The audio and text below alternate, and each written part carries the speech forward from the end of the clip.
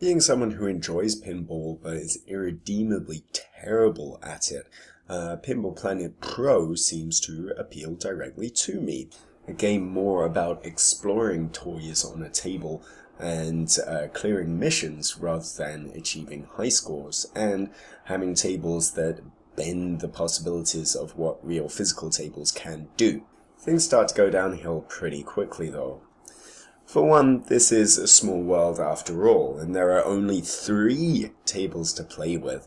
And the thing is, those tables are incredibly small and just not particularly ambitious or interesting in any way. You have a mine, you have the deck of a pirate ship, and you have a Halloween-themed spooky table, but none of these really go anywhere.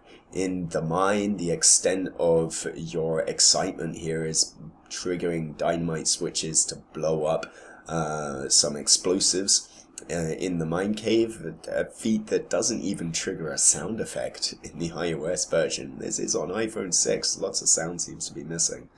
In Halloween mode, you have fairly weak multiplayer, a spider that leaps up and blocks your view for a little bit, and that's it. And the most interesting of the 3 tables on the pirate ship, at least sometimes things get topsy-turvy and the screen rotates as you drink a bottle of rum. But really, the goals you're achieving and the ramps you're shooting and the toys there are to play with, there's just pathetically few and not enough to keep you engaged for a long time. But you have to be engaged for a long time in order to unlock these things. In order to unlock new tables, you need to grind away at the 3 mission objectives that you have in your quest list at all times. And they're interesting things, like achieve a specific score, shoot a specific ramp a certain number of times, things of that nature, and they make you explore the tables. But it means you're locked into playing one table at a time, and for quite a long time, considering how small and confined they are. I was digging around looking for in-app purchases to just finish, put the game out of the misery and finish unlocking those 3 tables, but that wasn't to be, which is commendable, but it just highlights a really bad pricing issue. And, well, the problems extend beyond just having a paucity of content.